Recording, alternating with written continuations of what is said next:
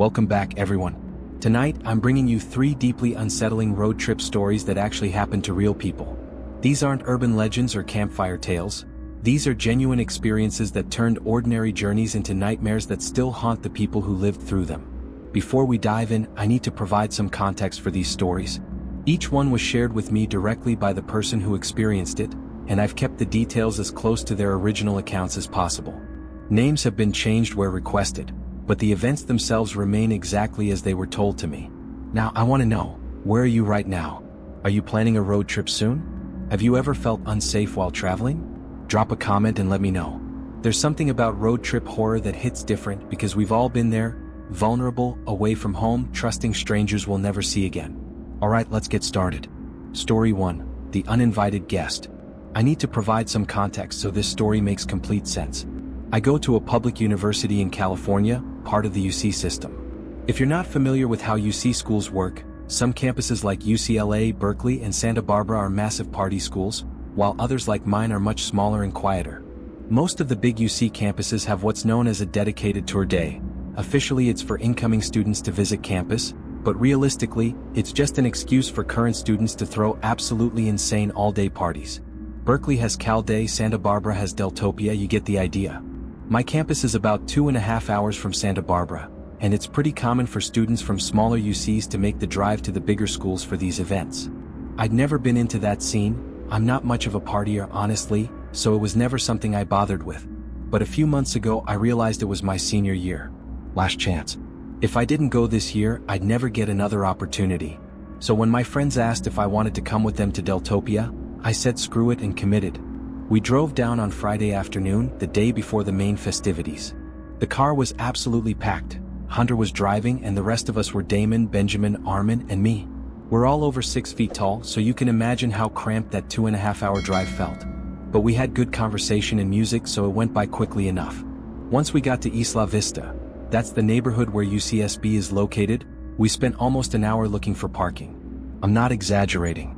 Deltopia is so popular that finding a parking spot is genuinely harder than getting into the parties. Just as we were about to give up and park miles away, Hunter worked his magic. He spotted a sorority girl walking to her car and convinced her to let us use her designated spot for the weekend. We all got a good laugh out of that. Only Hunter could pull something like that off. So everything was going according to plan. Hunter's younger sister is a junior at UCSB, and she'd agreed to let all 5 of us crash on the floor of her apartment. That might sound rough, but during Deltopia, having any indoor space to sleep is basically a golden ticket. Her roommates were super chill too, so we decided to start partying with them that Friday night, even though Deltopia technically didn't kick off until Saturday morning. Now, there's one more person I need to mention before this story makes sense. Hunter has this acquaintance. I'm going to call him Amir, though that's not his real name. I'm using the word friend pretty loosely here because Amir isn't really Hunter's friend. He's one of those guys who clings to social circles without ever truly being part of them. Amir is deeply insecure, obnoxiously loud, completely oblivious to social cues, constantly seeking validation, and somehow manages to make every single conversation about himself. And before you call me out for being harsh, understand that Amir has done some genuinely messed up things to my friends and me over the years. I've more than earned the right to speak candidly about him. A few weeks before the trip, Amir had mentioned to Hunter in passing that he was also planning to go to Deltopia.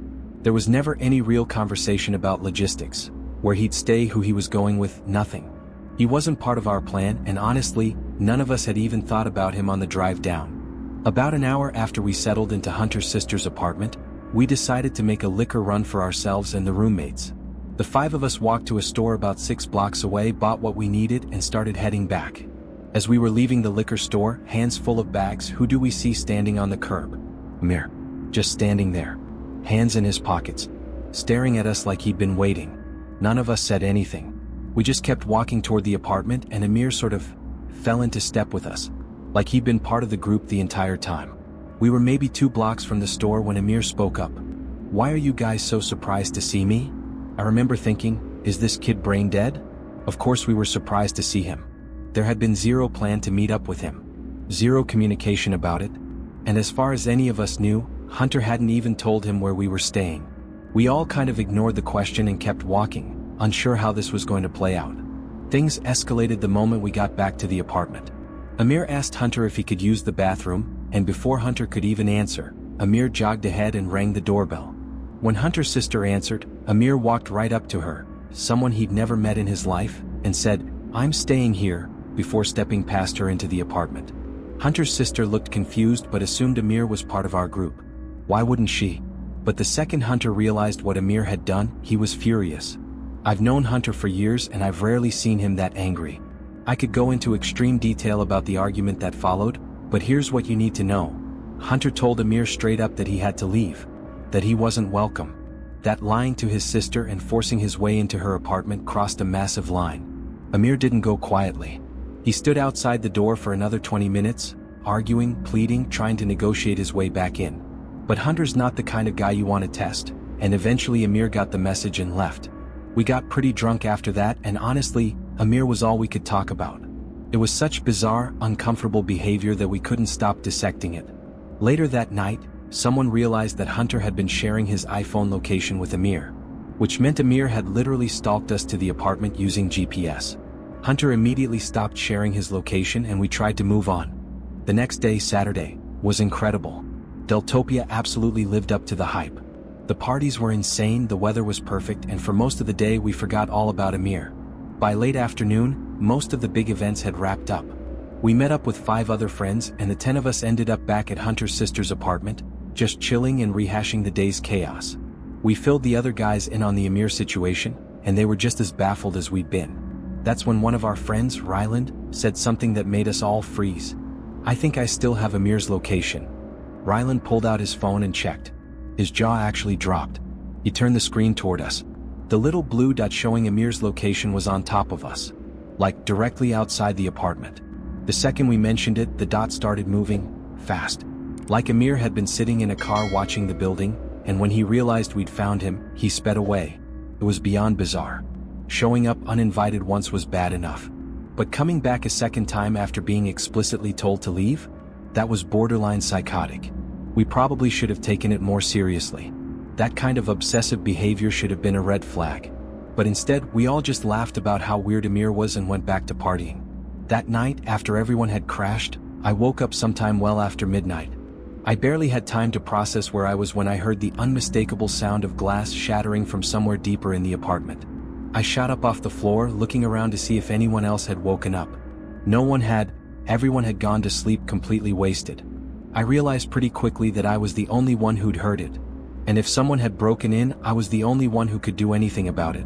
I didn't have a weapon, so I grabbed an empty wine bottle off the floor, took a deep breath, and started creeping toward the noise. My heart was absolutely pounding. When I entered the living room, I saw the sliding glass door that led to the balcony had been completely shattered. A huge rock, like the size of a softball, sat in the middle of the floor, surrounded by glittering shards of glass. I didn't need to be convinced. I knew Amir was behind this. I was about to go wake everyone up when, out of the corner of my eye, I saw a closet door handle jiggle slightly. I froze. A different kind of fear washed over me, something deeper and more primal. I hadn't thought Amir had the guts to go beyond property destruction. The idea that he'd actually broken into the apartment, that he was inside with us, terrified me. I was just about to yank the closet door open when my better judgment stopped me. Something told me not to. Instead, I quietly backed away, snuck into the bedroom, and shook Hunter awake. I whispered what I'd seen. The 2 of us crept back to the living room together. By the time we got there, the closet door was standing wide open. I looked around frantically, scanning every corner. I didn't see Amir anywhere. That's when Hunter reached into the closet and pulled something out. A massive kitchen knife. I stared at it in complete shock. The blade was at least 8 inches long, a chef's knife, the kind you'd use to butcher meat. Amir had been standing in that closet, holding a knife, waiting for me. If I'd opened that door, there's a very real chance he would have stabbed me. Maybe just to scare me. Maybe worse. I don't know, and I never want to find out. That was the single most terrifying moment of my entire life. Hunter and I woke up the rest of the house. We did a complete sweep to make absolutely sure Amir wasn't hiding anywhere else. We called the police, obviously. They came, took a report, looked at the broken door. But all they told us was that property damage during Deltopia is common, and we were just one of many incidents that night. Before you ask, Amir had stopped sharing his location with Ryland by that point, so we couldn't even prove he'd been stalking us. We had to leave the next morning. Hunter was freaked out about leaving his sister and her roommates there, especially knowing Amir had managed to sneak in once. Before we got in the car, Hunter typed out a long message to Amir, basically telling him that what he'd done was criminal, that we had evidence, and that if he ever came near any of us again we'd press charges. The message never delivered. Amir had already blocked Hunter. We all pulled out our phones and checked. Every single one of us had been blocked. Over the next few weeks, none of us heard from him. Radio silence. It was like he'd completely disappeared. I still can't wrap my head around it. Amir has always been weird, sure. Annoying, desperate for attention, socially clueless. But he'd never been violent. I'd always thought of him as passive, honestly, all bark, no bite. But that night proved me wrong. He knows where all of us live. He has our schedules, our routines.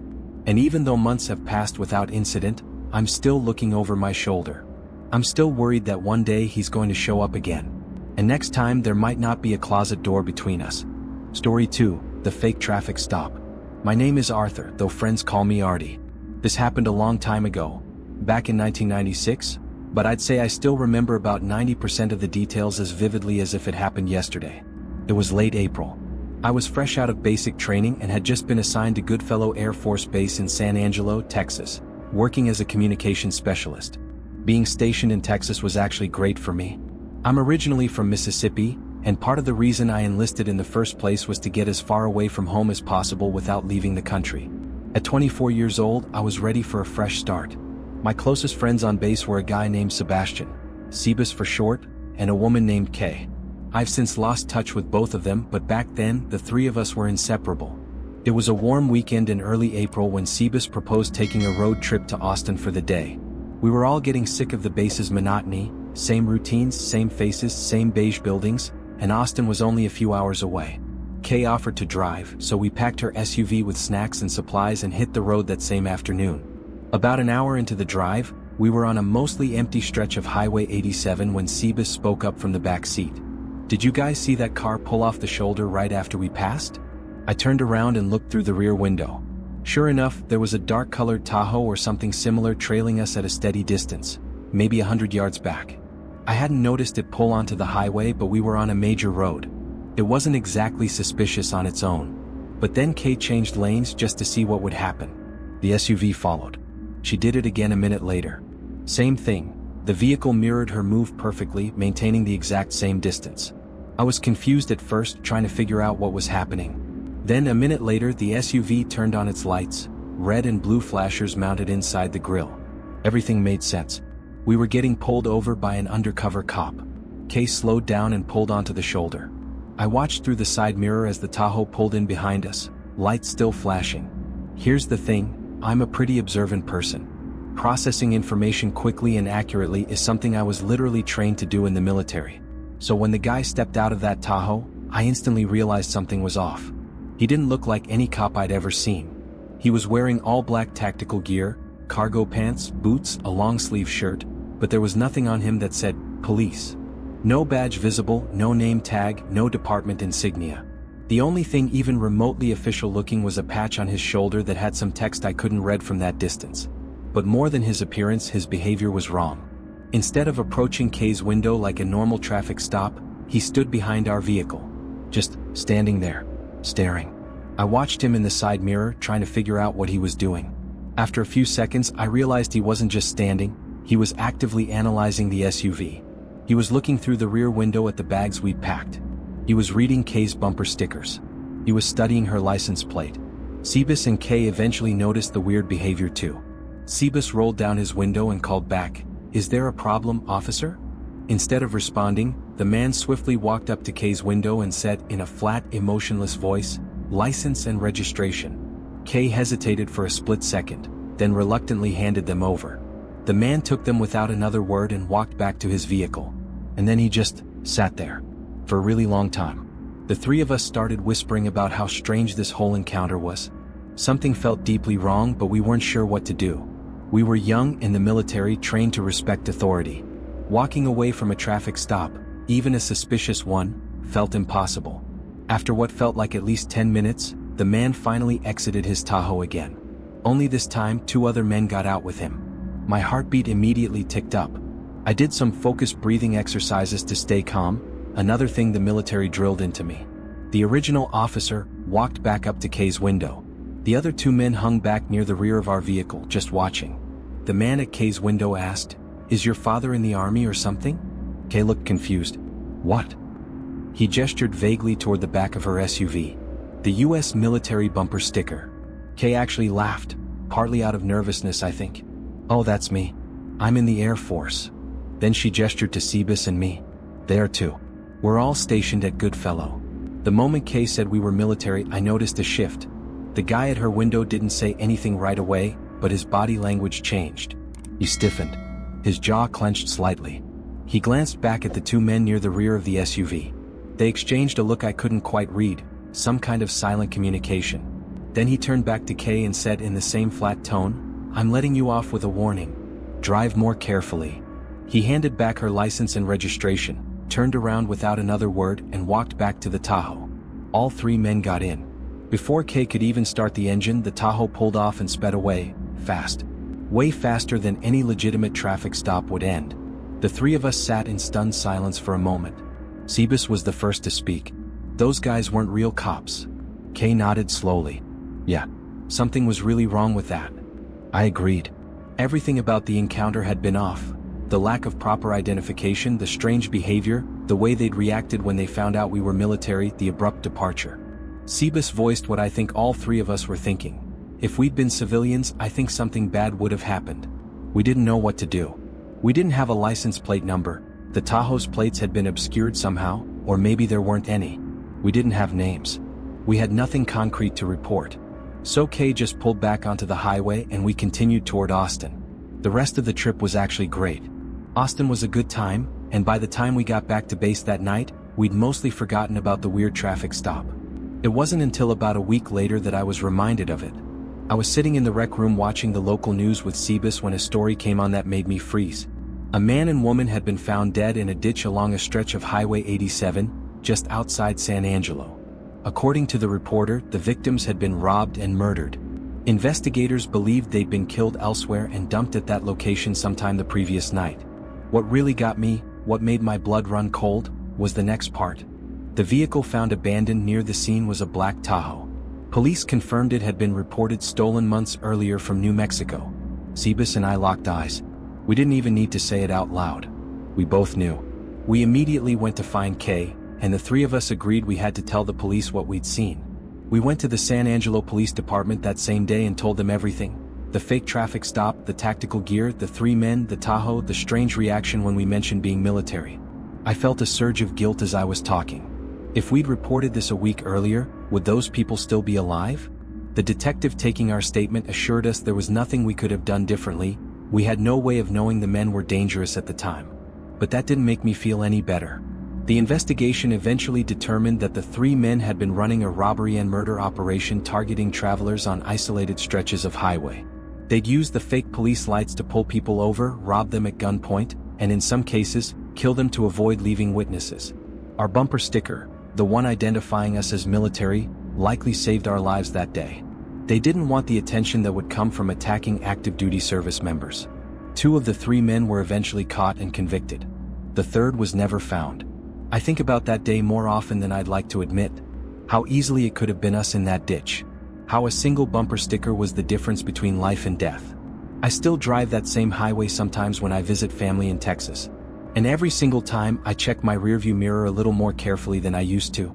Story 3, The Man Who Became Me. I've always been an extremely private person. That's part of the reason I've waited so long to share this story publicly. The thought of it somehow being traced back to me, of the perpetrator finding out I'm talking about him, genuinely terrifies me. But I was recently thinking about how it would be a shame to leave this earth without circulating this story. People need to know that this kind of thing can happen. So here it goes. I'm really stepping out of my comfort zone doing this. About 10 years ago, I was on a solo road trip from West Patterson, New Jersey, to Fort Worth, Texas. I was heading to visit my parents, whom I hadn't seen in over a year. I'd moved out of Fort Worth right after college and hadn't been back much since, so this trip felt long overdue. Somewhere in the middle of nowhere, I think it was Arkansas, maybe the Oklahoma border, I can't remember exactly, my car started acting up. At first it was just a weird noise from the engine. Then a slight loss of power. I tried to ignore it for a while, hoping it would resolve itself, but eventually I had no choice but to pull over. There wasn't much around. Just trees, open fields, and a long empty highway stretching in both directions. I popped the hood and started poking around, pretending I knew what I was doing. I didn't. I was basically just killing time, staring at the engine and hoping the problem would magically reveal itself. I figured after a few minutes of pretending I'd give up and call AAA. Except I didn't actually have AAA. Which meant I was looking at a massive towing bill I couldn't afford. A few minutes later, I heard a vehicle pulling up behind me. I turned around and saw a white pickup truck. No front license plate that I could see, just a plain white truck that looked like it had seen better days. The driver's door opened and a man stepped out. If I had to guess, I'd say he was in his mid-30s, maybe a little older. But he had that worn-down look that made him seem older than he probably was. He had curly brown hair, a long, uneven beard that looked like it hadn't been trimmed in years, and calloused hands that suggested he worked manual labor. Honestly, he kind of looked like an older, more disheveled version of me. Same build, same height, similar coloring. Just less well-groomed. He walked over slowly, looking at my car as he approached. He didn't ask if I needed help, he just assumed it. Before I even said anything, he was leaning over the engine, examining it like he knew what he was doing. I thanked him for stopping and explained what had happened. The noise, the loss of power, the pullover. "I'm a mechanic," he said, which immediately put me at ease. Based on how quickly he started diagnosing the problem, I believed him. I was already thinking about how I could repay him for the help when he said something that surprised me. After a minute or two of fiddling with various components, he stepped back and gave the engine a look that didn't inspire confidence. "You need a compression tester," he muttered, half to himself. "Without it, this thing's not starting." Then he glanced over at his truck. "My buddy, another mechanic, might be able to bring one over. Let me give him a call." I had no idea what a compression tester even was, but he seemed genuine and knowledgeable, so I believed him. He pulled out his phone, looked at the screen for a few seconds, then put it back in his pocket. "Dead battery," he said. "Can I borrow yours to make the call?" I didn't even hesitate. I pulled my phone out of my pocket and handed it to him. He took it with one hand. And with the other hand he reached into his jacket and pulled out a gun. In that instant, I knew exactly what was happening. He didn't say much. Just told me in a calm, measured voice to sit down on the shoulder of the road and not try anything stupid. His voice didn't shake. His hands were steady. He'd clearly done this before, or at least thought about it enough that it seemed practiced. I did what he said. I sat down. The whole thing felt surreal, almost calm, like we were both just going through the motions of something routine. He went through my pockets and took my wallet. He grabbed my backpack from the passenger seat. He even made me unlock my phone and show him the passcode. Then he got in his truck and drove off. That was it. I'd just been robbed on the side of the road in broad daylight. I'm speaking about it calmly now, but at the time, I was absolutely livid. I don't think I've ever been angrier in my entire life. Someone eventually did stop and help me, a kind older couple who got my car running again and even gave me directions to my parents' house so I could navigate without my phone. I made it to Fort Worth later that night. Despite the circumstances, my visit with my parents was actually really nice. Felt good to be home. Over the next few weeks, I went through the tedious process of recovering from the robbery. I canceled all my cards, replaced my driver's license and other IDs, updated all my passwords. It was annoying and time-consuming, but I eventually got everything sorted out and moved on with my life. Fast forward 6 months. That's when things started to really fall apart. One day, I got a letter in the mail from a bank I didn't recognize. It was addressed to me, thanking me for opening a new line of credit. I assumed it was a scam or junk mail and threw it away. Then another letter came. This time from Best Buy, congratulating me on opening a new credit card. According to the statement, I'd already racked up over $1,200 in charges, all from a town in Tennessee I'd never been to. That's when it hit me. I'd completely forgotten that my Social Security card had been in my wallet when I was robbed. And now, the man who robbed me had everything he needed to become me. The next month of my life was an absolute living hell. My credit report was a disaster. Hard inquiries I'd never authorized. New credit cards opened in my name. Balances I'd never spent. It felt like every single day there was something new. If any of you have dealt with identity theft, you know how utterly hopeless it can feel. I did everything you're supposed to do. I filed a report with the FTC. I placed fraud alerts on all 3 credit bureaus. I froze my credit. I went to the police and gave them everything I had. Though without a name or license plate, they said there wasn't much they could do. I filed a formal report anyway just to create a paper trail. But somehow it wasn't enough. Things kept escalating. A few weeks later, I got a call from my health insurance provider. Someone had received emergency medical care under my name at a hospital in Georgia. This wasn't just a billing issue. There were now medical records in my file that didn't belong to me. Records that could literally kill me if I ever ended up in a hospital unable to speak for myself, and doctors made decisions based on someone else's medical history. I reported it to the police again, but they were still unable to do anything concrete without more information. That was my breaking point. I decided to take matters into my own hands. From that point on, I dedicated every ounce of my free time to tracking this guy down myself. I set up Google alerts for my name and any cities tied to the fraud. I checked my credit report obsessively. I scanned forums, dug through social media, anything I could think of. One night, on a whim, I decided to check Craigslist. I focused on cities where fraud had occurred, places where charges had shown up or mail had been sent from. After scrolling for a while, something caught my eye. It was a listing from Jackson, Tennessee. Someone was selling a bunch of used power tools and other miscellaneous items. I wasn't sure why it stood out at first, but the longer I looked, the more familiar it seemed. Then it clicked. Everything listed matched perfectly with items that had been charged to that fraudulent Best Buy card 6 months earlier. I sat there for a long time, heart pounding, unsure what to do. Eventually, I responded to the listing. I said I was interested in a couple of items and asked if they were still available. I debated trying to attach some kind of tracker link or do something clever, but I didn't want to spook him. If he suspected anything, he'd vanish. So I kept it simple and casual. To my surprise, the guy seemed totally oblivious. After exchanging emails over the next few days, he gave me a time and public location to meet. He told me to bring cash. The meeting was supposed to happen the next day. I seriously debated driving to Tennessee myself. Part of me wanted to confront him face to face, to see the look on his face when he realized he'd been caught. But I couldn't bring myself to do it. There's no telling what I would have done if I'd actually seen him again in person. Instead, I called the police department in Jackson, Tennessee. I explained my situation and gave them every detail I had. The Craigslist listing, the matching items, the timeline, everything. By some miracle, they took me seriously. They said the details lined up well enough that they'd at least try to make contact with him. The next day, through some back and forth communication, I got the guy to tell me he'd be driving a red pickup truck to the meeting. I immediately relayed that to the police. Then I waited. Hours passed. I was checking my phone every 5 minutes, barely able to function. Finally, they called me back. What they told me made me want to drop to my knees. The officer said that as soon as the guy spotted patrol cars near the meetup location, he immediately sped out of the parking lot. Didn't even try to play it cool. That alone raised enough red flags for them to follow him. Not long after, the guy lost control of his truck and crashed into a ditch.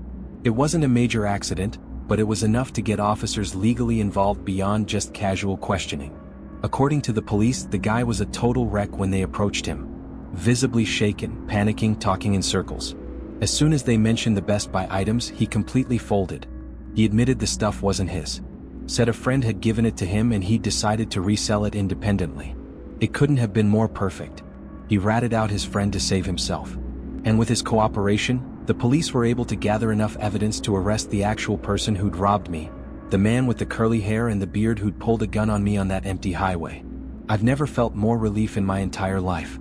I'm trying to keep things vague from here on out because I genuinely don't want this traced back to me. But I will say this. The man who robbed me wasn't acting alone. There were 3 of them total, running a coordinated operation. They'd been targeting isolated travelers on interstate highways throughout the South, using the broken-down car routine to get people to stop, then robbing them at gunpoint. I wasn't their only victim. Not even close. Eventually, all 3 of them were caught, charged, and convicted. I'm not going to say anything more specific than that, but justice was served. And I can finally sleep at night knowing the man who became me, who stole my identity, my credit, my medical records, my entire life for 6 months, is never going to do it to anyone else again. 3 road trips. 3 nightmare scenarios that transformed ordinary journeys into experiences these people will never forget. I want to thank everyone who shared their stories with me. It takes real courage to revisit these traumatic experiences and put them out there for the world to hear. To everyone listening, whether you're planning a road trip soon or just driving to work tomorrow, please stay vigilant. Trust your instincts. If something feels off, it probably is. Lock your doors. Don't stop for strangers in isolated areas. And if you're ever pulled over by an unmarked vehicle, You have the right to call 911 and verify that it's a legitimate traffic stop before you pull over. These stories are real. They happen to real people. And they could happen to anyone. If you found value in tonight's episode, please like and subscribe. Share these stories with someone who needs to hear them. Stay safe out there. Pay attention. And remember, the scariest stories are always the ones that actually happened. Until next time.